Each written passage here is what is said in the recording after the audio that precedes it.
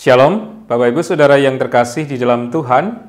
Mari bersama-sama sejenak kita merenungkan firman Tuhan dan kita akan bersaat teduh.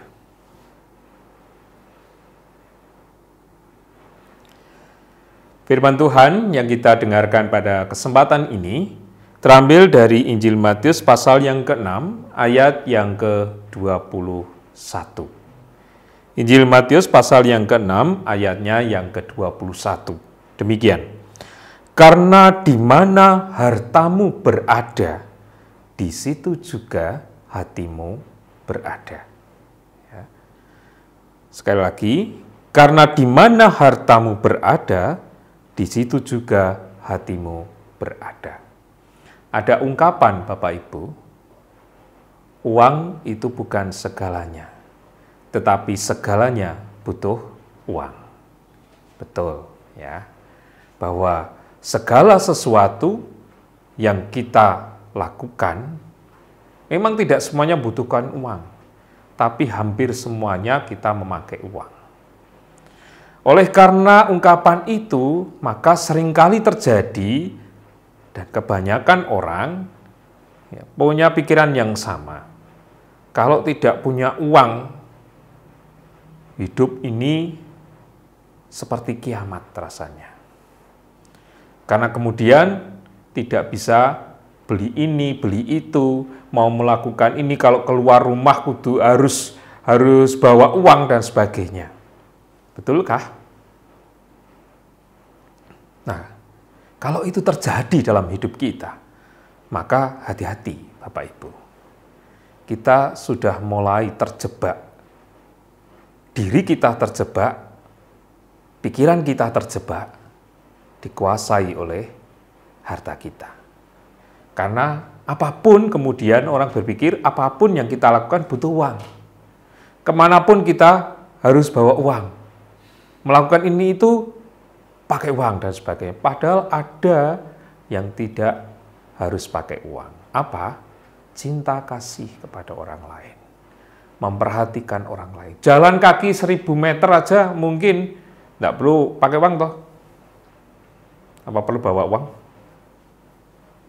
Yang penting ketika kita mampu mensyukuri hidup ini, itu bagian dari cara kita untuk memelihara kehidupan hati kita.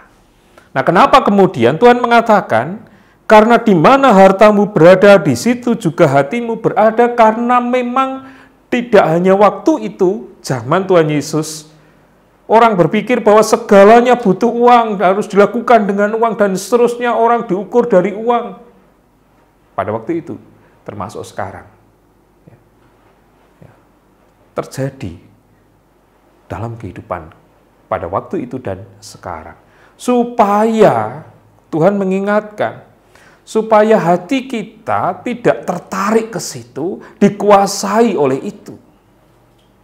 Tetapi bagaimana kita bisa mengendalikan apa yang sudah diberikan Tuhan bagi kita untuk kemakmuran, kesejahteraan diri kita. Bukan hanya berbatas pada sisi manusianya atau jasmaninya, tetapi lebih daripada itu. Sehingga ketika kita bisa memberi seseorang, mungkin kalau nominalnya hanya sedikit,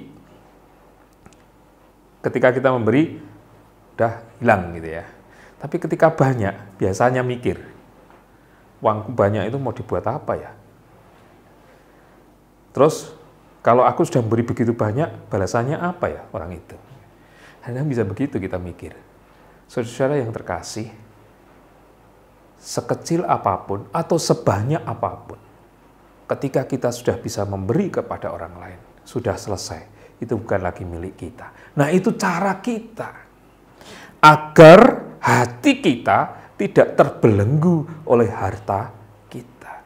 Sebab ada sebagian besar dari harta kita ini bukan milik kita toh, tapi milik orang lain.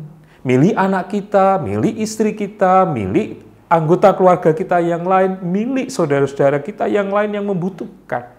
Dan ketika kita sudah bisa melakukan, memperhatikan, atau apapun yang kita lakukan dalam wujud pembantu itu, ya sudah selesai, itu bukan hak kita. Kita tidak perlu lagi mikir, ya kan? karena itu bukan lagi hak kita. Walaupun itu wujudnya ada di sana, wujudnya di sana, itu uang dari saya, tapi itu bukan lagi hak saya. Nggak usah dipikirkan. Itu cara kita. Maka Tuhan Yesus juga mengatakan demikian. Supaya hati kita tidak berada di situ. Karena ketika hati kita berada di situ adalah kendala kita. Hambatan kita untuk selalu bersyukur kepada Tuhan dan menempatkan harta kita bukan lagi di bawah kendali kita. Tetapi justru kita yang dikendalikan.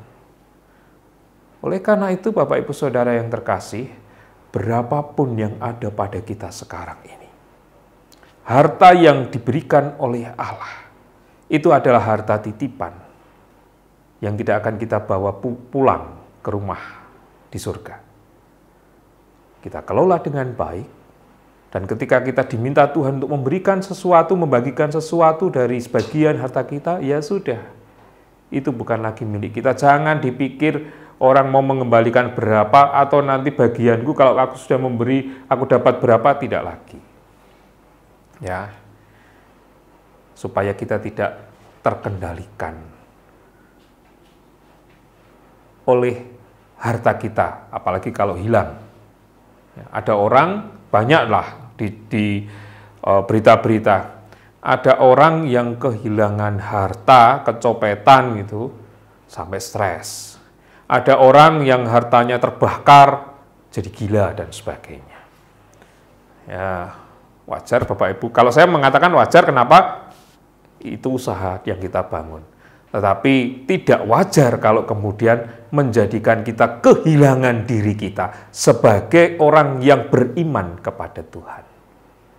Oleh karena itu, kita yang umat Tuhan, sekalipun kita punya banyak harta, mari hidup kita tetap dalam genggaman tangan Tuhan, bukan dalam genggaman harta kita.